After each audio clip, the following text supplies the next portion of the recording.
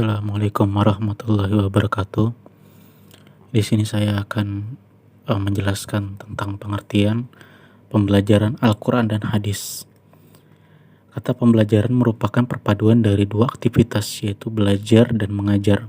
Aktivitas belajar secara metodologis cenderung lebih dominan pada siswa, sementara cara mengajar secara instruksional dilakukan oleh guru. Jadi istilah pembelajaran adalah ringkasan dari kata belajar dan mengajar. Pengertian Al-Quran secara istilah atau terminologi adalah firman Allah Subhanahu wa Ta'ala yang berbentuk mukjizat dan diturunkan kepada Nabi terakhir, Nabi Muhammad SAW, melalui malaikat Jibril yang ditulis dalam mushaf serta diriwayatkan kepada kita dengan mutawatir, di mana berupa ibadah bila membacanya, dan dimulai dengan surah Al-Fatihah dan diakhiri dengan surah An-Nas. Adapun hadis secara istilah adalah segala sesuatu yang bersumber dari Nabi Muhammad SAW, baik ucapan, perbuatan, maupun ketetapan yang berhubungan dengan hukum atau ketentuan-ketentuan Allah yang disyariatkan kepada manusia. Demikian juga ayat-ayat yang berhubungan dengan sejarah seperti tentang kekuasaan di Mesir, negeri Saba, Samud, Ad, Yusuf, Sulaiman, Daud, Adam, Musa, dan lain-lain, dapat memberikan keyakinan pada kita bahwa Al-Quran adalah wahyu Allah, bukan ciptaan manusia. Ayat-ayat yang berhubungan dengan ramalan-ramalan khusus yang kemudian dibuktikan oleh sejarah, seperti tentang bangsa Romawi, berpecah belahnya Kristen, dan lain-lain, juga menjadi bukti lagi kepada kita bahwa Al-Quran adalah wahyu Allah Subhanahu wa Ta'ala. Jadi dapat disimpulkan bahwa pembelajaran Al-Quran Hadis adalah proses belajar mengajar mengenai bagaimana memahami dan menjelaskan makna dari Al-Quran Hadis, serta mengeluarkan hukum-hukum yang terdapat di dalamnya, agar kita tidak salah dalam melaksanakan apa saja perintah dan larangan yang ada dalam Al-Quran dan Hadis tersebut. Itu saja penjelasan singkat mengenai pengertian pembelajaran Al-Quran dan Hadis. Selebihnya saya mohon maaf, dan wassalamualaikum warahmatullahi wabarakatuh.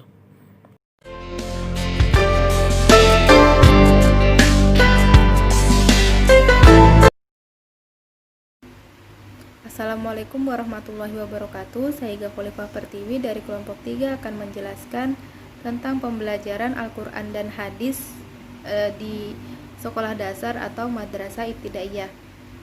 Jadi pembelajaran Al-Quran dan Hadis itu adalah bagian dari upaya untuk mempersiapkan sejak dini agar siswa itu dapat memahami, dapat melaksanakan dan mengamalkan isi kandungan dari Al-Quran dan Hadis melalui kegiatan pendidikan.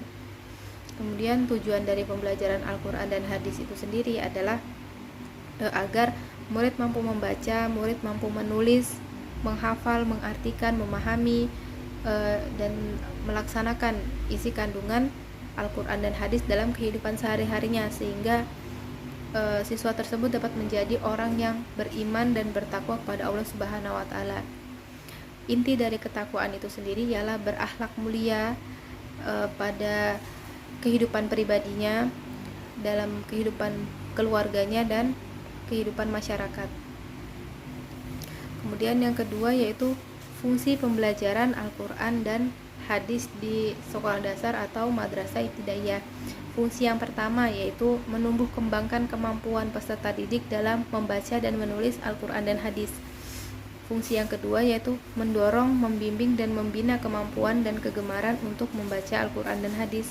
Fungsi yang ketiga yaitu menanamkan pengertian, pemahaman, penghayatan, dan pengalaman kandungan dari ayat-ayat Al-Quran dan Hadis dalam perilaku peserta didik di sehari-harinya. Kemudian yang keempat yaitu memberikan bekal pengetahuan untuk mengikuti pendidikan pada jenjang yang setingkat lebih tinggi, yaitu MTS. Kemudian ruang lingkup pembelajaran Al-Quran dan Hadis di madrasah ibtidaiyah. Ini menurut Permenak nomor 20 tahun 2008. Jadi yang pertama itu pengetahuan dasar membaca dan menulis Al-Quran yang benar sesuai dengan ilmu tajwid. Kemudian yang kedua itu hafalan surat-surat pendek dalam Al-Quran dan pemahaman sederhana tentang arti dan makna kandungannya. Kemudian pengalamannya melalui keteladanan dan pembiasaannya di kehidupan sehari-harinya.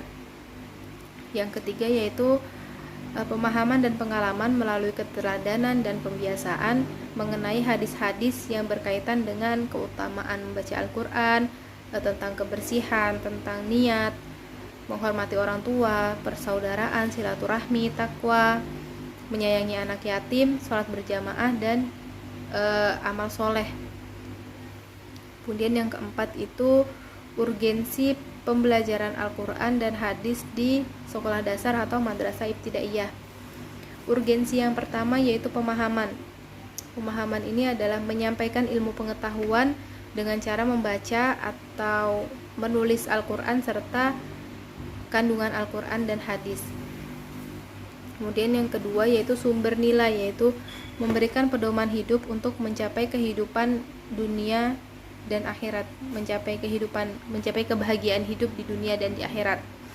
Kemudian yang ketiga itu sumber motivasi, yaitu memberikan dorongan untuk meningkatkan kualitas hidup beragama, bermasyarakat, dan bernegara.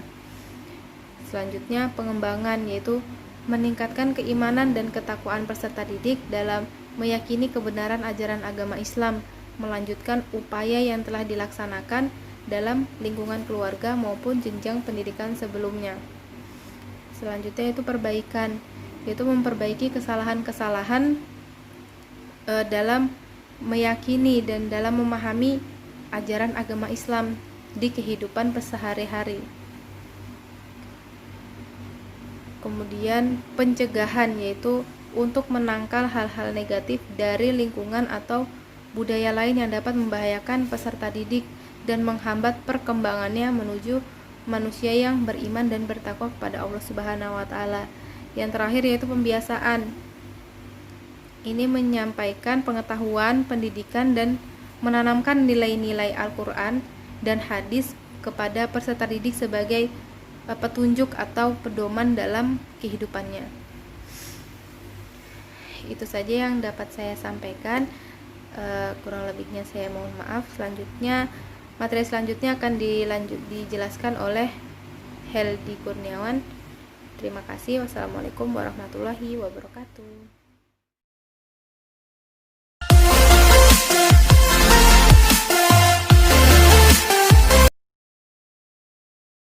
Assalamualaikum warahmatullahi wabarakatuh. Perkenalkan, nama saya Heldi Kurniawan. Di sini saya akan menjelaskan tentang penjelasan pembelajaran Al-Quran di SMP atau MTS. Kita memasuki pembelajaran Al-Quran atau hadis di madrasah sanawiyah terlebih dahulu. Bahwasanya pembelajaran Al-Quran itu atau hadis adalah bagian dari upaya untuk mempersiapkan sejak dini agar siswa memahami, terampil melaksanakan, dan mengamalkan isi kandungan Al-Quran. Adapun tujuan mempelajari pembelajaran Al-Quran hadis tersebut, yaitu yang pertama, meningkatkan kecintaan peserta didik terhadap Al-Quran hadis. Lalu poin yang kedua, membekali peserta didik dengan dalil-dalil yang terdapat dalam Al-Quran dan hadis sebagai pedoman dalam menyikapi dan menghadapi kehidupan. Lalu poin yang ketiga, meningkatkan pemahaman dan pengalaman isi kandungan Al-Quran dan hadis yang dilandasi oleh dasar-dasar keilmuan tentang Al-Quran dan hadis tersebut. Lalu pada tingkat MTS merupakan lanjutan dari materi-materi yang sudah diajarkan dalam pembelajaran di madrasah ibtidaiyah, yang nantinya akan berkesinambungan dan materi Quran, hadis pada pembelajaran di madrasah aliyah, terutama pada kemampuan membaca Al-Quran.